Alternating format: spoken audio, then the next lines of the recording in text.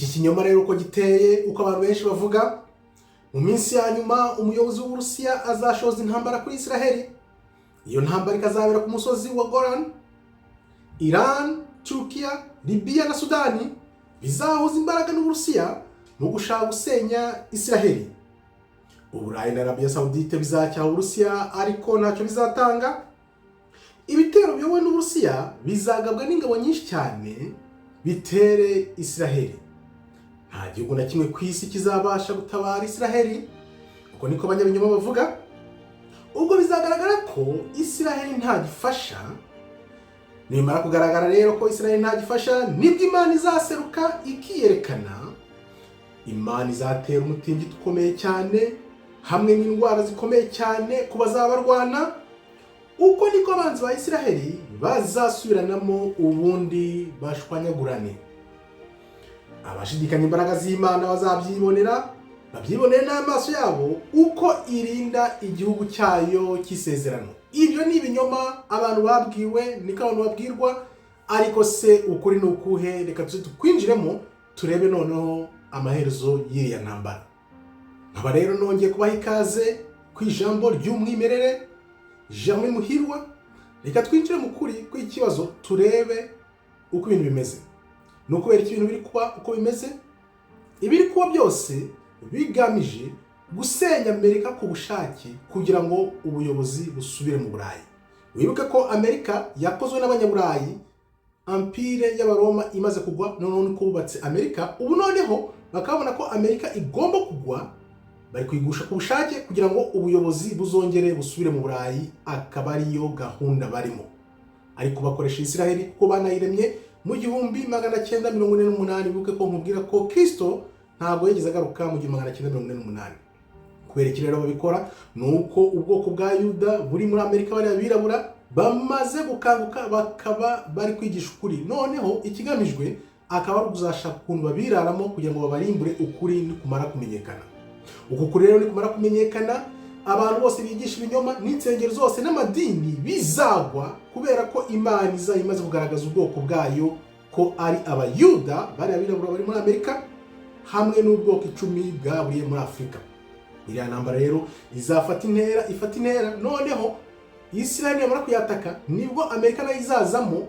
Ariko biriya bihugu nabyo namaze kuvuga, za Iran, za Libya, za Turkiya, biriya bihugu byose n'Uburusiya bize hamwe bikora intambara, aribyo bizaganisha ku ntambara ya nyuma ya Armageddon, aribwo Kristo nawe azaza nyuma aje kurimbura Sekibi, umwami w'umwaga uzaba amaze kwimika. Ibintu ni birebire cyane, turaje tubyinjiremo dutangire tubisasire, noneho turebe aho bigana. Aho bigana n'ahandi ni ugushaka gusenya Amerika bakayisenya ku bushake kugira ngo ubutware buzasubizwe mu Burayi, aribwo bazabona gukora antikristo. Iyi ni intangiriro yabyo, tujye tubyinjiremo noneho turebe koko ukuri nyakuri ni ukuhe kuri ibi bintu. Tugiye kuganira rero ku buryo nufungura televiziyo yawe cyangwa ugafungura amakuru ukumva ibyo bakubwira, warangiza ugafungura na Bibiliya uhita ubona ibiri kuba. Reka dusome muri Bibiliya mu gitabo cy'umuhanuzi Amosi. Imana yabwiye uko ibintu byari bimeze. Amosi 3:1, Imana ihana Israel uko byagenze. Nimwumvire ijambo Uwiteka yabavuzeho mwa Israel mwe, abo umuryango wose navanye mu gihugu cya Egiputa. Imana iragira iti, nimwe gusa namenye bo mu miryango yose yo mu isi, nicyo gituma nzabahanira ibicumuro byanyu byose. Ibi ngibi rero bikaba bihura n'ugutya kwa kabiri. Imana rero yababwiye iti, nimukora gushaka kwanjye nzaba Imana yanyu, ariko nimuntatira nanjye nzabaha umubisha abarimbure. Niko byaje kugenda. Ibyo ni ibintu birebire navuze igihe kirekire, ariko reka turebe. Abantu benshi bibwira ko ari intambara hagati ya Israel yijyanye hariya hamwe na Palestina, ngo bakaba barwanira kiriya gihugu kugira ngo bazagifate, ariko ni ibintu birebire abantu benshi batabwirwa. Wibuke negeze kwerekana ukuntu Israel bashaka kuzayinganisha. Bashaka kuzayinganisha nko muri Bibiliya uko Imana ivuga Israel izabingana, ubwoko bw'Imana nibutahukanwa buvuye mu mpande enye z'isi. Uko rero bari abantu bahageze mu 1948 bavuye mu Burayi, abenshi ubundi bava muri biriya bihugu bya za Polonye, turiya duhugu twahoze ari amakoloni y'Uburusiya n'abandi bafite inkomoko mu Burusiya. Noneho bakaba bari mu bwoko bita Kazar. Kazar cyari igihugu gikomeye cyane cyakoraga intambara n'ibihugu byose byari bituranye harimo n'Uburusiya, baza gutsindwa bajya mu Budage, bavuye mu Budage ari uko uriya muhungu abirayemo akabica, nibwo bashatse ukuntu bajya muri cya gihugu. Wibuke nakweretse gahunda n'umugambi wari uhari wo kubajyana muri Madagascar, ndaje mbikwereke iyo gahunda yabayeho. Barababwiye bati mutuvire hano mu Budage mugende tubajyane muri Madagascar mubeyo umudendezo. Bashatse no kubajyana mu Bugande, bashaka kubajyana hirya no hino, biranga aribwo mu 1948 babajyanye hariya bita muri Israeli. Kadukomeze rero turoko byagenze nuko Imana itubwira n'impamvu iyi ntambara iri kuba, noneho dushungure turebe koko ibijya mbere. Ijambo ry'Imana rero rikaba ritubwira ko nta mahoro agomba kuba muri Israeli, ubwoko bw'Imana bukigowe. Ubwoko bw'Imana buracyagowe, bitataniye hirya no hino, ariko Imana ya Abraham, Isaac na Yakobo ikaba iri kurwana, iri kwivuna abatatanyije ubwoko bw'Imana. Niyo mpamvu iriya ntambara iri kuba, ariko iteka iyo hagiye kuba ibintu byinshi bituma abantu bakanguka, batera ibindi bintu birangaza, ngo ngaho ba PDD, ngo ngaho ibiri kuba hirya no hino, bakarangaza abantu kugira ngo batareba ibiri kuba, noneho batangire kubaza ibibazo ibintu biri kuba n'ibiki. Ariko Imana rero uko ikora, Imana irakureka ukabeshya ugakora ibintu byinshi cyane, ariko Imana ibigutegeye ahantu utazikura. Ibiri kuba kuri bariya abantu rero urabona ko bateye ibihugu byinshi, basenya ibihugu byinshi cyane, ariko urabona ko Irani iri kubahagama. Iri kubahagama kubera iki? Kubera ko n'ubuhanuzi bugomba gusoza, kuko Irani nayo izi neza ko byanze bikunze yarwana itarwana barashaka kuzayisenya. Nakoze video y'ubushize nkubwira ukuntu bashaka gusenya Irani, umugambi bafite muremure wa Amerika, batoye n'umwanzuro byarangije gutorwa.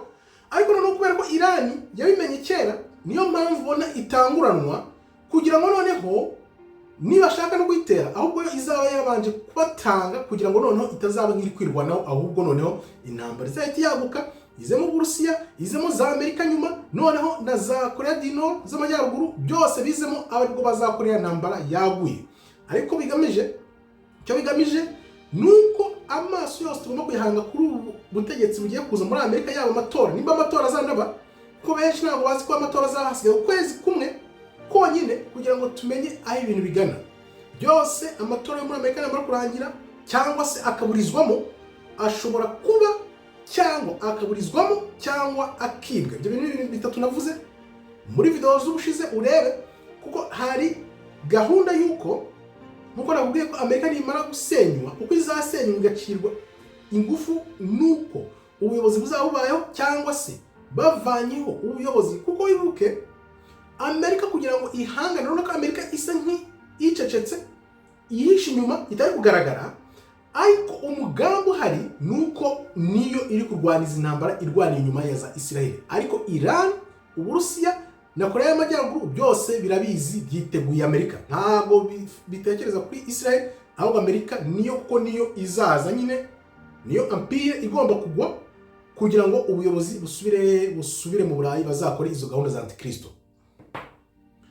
Ibyo duhora tubabwira rero ko ibitabo byinshi babivanye muri Bibiliya, abantu babyumve. Reka nze musomere muri iki gitabo cya Apokalifa muri Ezra wa 2:15-35, urebe ukuntu ibishirira by'umuriro byatse kuri uwo mugoroba byari byarahanuwe. Iyi ni Apokalifa bavanye hagati y'isezerano rya kera n'irishya. Ezra 2:15-35. Katurebe. Icyo gihe bazakoranya intwaro nyinshi zikomeye cyane, icyo gihe bazatsa umuriro uzawaka cyane inyenyeri zigwa ku isi ziva mu kirere. Izo nyenyeri zabo zizaba zifite izindi zizimya, ariko icyo gihe umuriro uzaka kubera inyenyeri zimeze nk'iziri kugwa, ibishirira bizaba biri kugwa ku isi. Ibi bintu Ezra yarabyeretswe. Wibuke ko nakweretse ubundi buhanuzi bwa Ezra mu minsi yashize. Iki gitabo bakaba barakivanyemo, kivuga neza uko impera y'isi izaba imeze, uko bizagenda. Niyo mpamvu ibi bitabo babivanyemo kugira ngo abantu badahuza ibya kera n'iby'ubu, noneho ngo babihuze. Ari nayo mpamvu ubona bafashe Bibiliya bakayivugisha ibyo bashatse. Izi ntambara zose ziri kuba zarahanwe muri Apokalifa, zirimo ko amahanga n'amashyanga azaterana akatsi ibishirira bikaza bihanuka nk'inyenyeri. Ibyo bintu mwarabyiboneye ejo bundi, ariko ni intangiriro gusa. Reka dukomeze. izo ntambara zose rero bakora bazikora kubera ko bazi ko bagikandamije ubwoko bw'Imana bukigowe, kuko bazi neza ko ubwoko bw'Imana nibumara kumenyekana bukajya hejuru, abazungu bose bazajya hasi, Abarabu, abandi bose, abahinde bose bazajya hasi, ubwoko bw'Imana bw'abirabura bujye hejuru. Ubwoko bw'Imana nibumara kujya hejuru, ntacyo bazaba bakirwanira kuko umuyobozi azaba ari ubwoko bw'Imana. Nawe ibaze nawe, Afrika ifite ubutunzi bwose ariko bakatwita ngo turi abakene. Kubera iki? Ibyo byose byakozwe kubera ubushake bw'Imana kugira ngo iziyerekane mu bihe bya nyuma. Ko nubwo batwise ko turi abakene, batwita ibintu byose, ariko Imana nitwe yakunze. Wibuke mu byahishuwe 2:9, ibyahishuwe 9, ndabizi neza, nzi imibabaro yanyu, nzi bariya bita ubwoko bw'Imana bavuga ngo nibwo bwoko bw'Imana ariko atari bwo bwoko bw'Imana, nzi amaganya yanyu. Reka nzi mbigusomere kugira ngo utagira ngo ndi kubihimba. Ibyahishuwe 2:3-9, reka turebe 2:9. Nzi amakuba yawe n'ubukene bwawe, ariko rero uri umutunzi. Nubwo utukwa n'abiyita Abayuda nyamara atari bo, nubwo utukwa n'abiyita Abayuda ariko atari bo, ahubwo ari amasinagogi ya Satani. Wibuke ko bari abantu bita ngo nibo Bayahudi, ngo nibo Bayuda, ariko Imana hano iravuga iti reka nongere mbigusomere. Ibyahishuwe 2:9, nzi amakuba yawe n'ubukene bwawe, ariko rero uri umutunzi.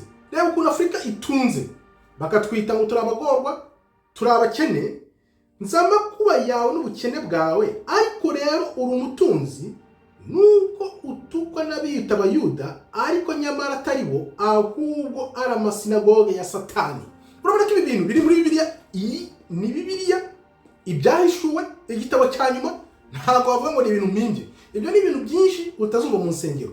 Abo bantu biyita Abayuda, Abayahuda atari bo, ariko ari amasinagoge ya Satani. Urumva ukuntu ijambo ry'Imana rikomeye hano. Ni gute bihura?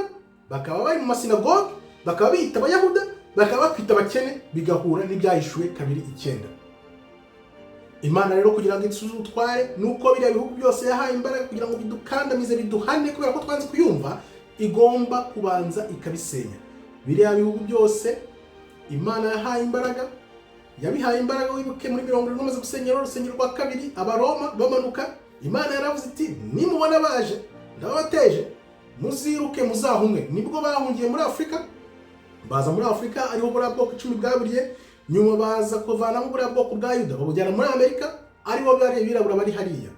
Izi ntambara zose rero ziri kuba, umuhanuzi Ezra yarazibonye, arazerekwa, yerekwa ibishirira bizaba byaka uruhande rumwe n'urundi bisubizanya, bimwe bizimanya. Akaba ari byo mwatangiye kubona byatse nk'umuriro w'inyenyeri muri la minsi yashize. Urabona ko ijambo ry'Imana ntabwo ribeshya. Ibi ni ibintu bahinduye ku buryo utazi ijambo nk'iri ry'umwimerere ntabwo ushobora gusobanukirwa ibiri kuba. Ariko Imana yaduhaye, idushoboza, iduha ijambo ryayo ry'umwimerere kugira ngo turigeze ku bantu bazaryumva.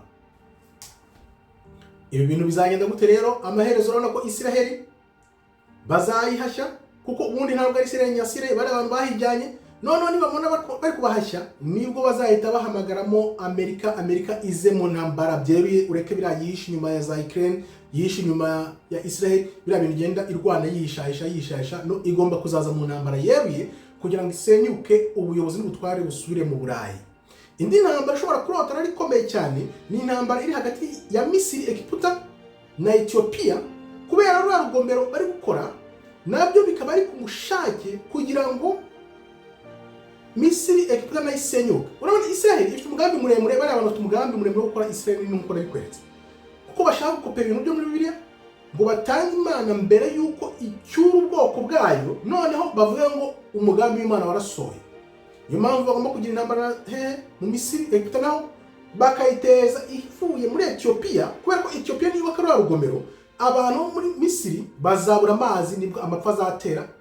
Misiri nayo ikavuga iti ntawe dushobora kwemera ko ibintu bibaho, byanze bikunze tujya mu ntambara yeruye na Ethiopia. Ibyo nabyo rero bikaba ari umugambi muremure abantu baba badakurikira, ibyo bintu akaba ari ibintu koko byose bigomba kuba bigasora kugira ngo ubwoko bw'Imana busubirane ubutware. Impamvu rero yo gukora urugomero ni Amerika na Isiraheli bakoresha Ethiopia kugira ngo bikize Egiputa. Ibi nabyo byarahanuwe, tubirebe muri Bibiliya Yesaya 19:4 kugeza kuri 5. Turebe abanyagiputa, nzabagabiza umutware w'umwaga kandi umwami w'umunyarugomo azabategeka. Niko Uwiteka Imana umwami Nyiringabo avuze, uruzi rudendeje ruzakama, uruzi rwa Nili rudendeje ruzakama, kandi uruzi rutemba ruzagabanuka. Urwo ruzi ruzakama kandi ruzagabanuka. Uko ruzagabanuka rero nibwo Ethiopia izawubaka ruriya rugomero, noneho bikazatuma ruriya ruzi rukama rugabanuka, akaba ariko bazahita bajya mu ntambara, ariko bikazaba byishwe inyuma na Amerika na Israel kugira ngo nabo bikize Egiputa Misiri, kuko bazi ko byanze bikunze nabo bagomba kuyizana mu ntambara, kubera ko Israel ishaka kwikiza biriya bihugu byose kugira ngo idendeze ivuge ngo isoje wa mugambi w'Imana, kandi ni ikinyoma cyambaye ubusa, ariko tuzi neza ko bizatahurwa bidatinze. Kubaka ruriya rugomero rero bakoresha Ethiopia, bakaba bashaka kuzazana Egiputa Misiri mu ntambara. Ariko iyo urebye ukitegereza ubona ibintu bisekeje. Basenye Uburayi bumaze gusenyuka, bashinga Amerika, bahunga Imana, bashinga Amerika irakurigira imbaraga, twe tukagira ngo Amerika ngo ni inyembaraga ikomeye cyane. None ubu Amerika iri gusenyuka, babonye iri gusenyuka, bari gushaka ukuntu basubiza imbaraga he mu Burayi kugira ngo bakomeze izo mbaraga bazifite. Ariko uko ijambo ribivuga mu byahishuwe, ishyanga rizategeka ubwoko bw'Imana bwa nyuma byaranditswe, ni iki gihe turimo, byanze bikunze ntabwo bagomba kukirenza, kuko igihe cy'abanyamahanga cyararangiye, ubutware n'ubwacu. Imana yavuze ko nituyihindukirira tukayishakisha umutima wose, ubwenge bwose n'imbaraga zacu zose, izadusubiza ubutware. Ngayo nguko, iki ni igice cya mbere, tuzakomeza ubutaha mbereke uko ibintu biteye. Ikaze ku ijambo ry'umwimerere, tubasangiza ukuri mwahishwe kuzabature. Murakoze rero, Imana ikomeze ibarinde. Shalom, shalom, shalom.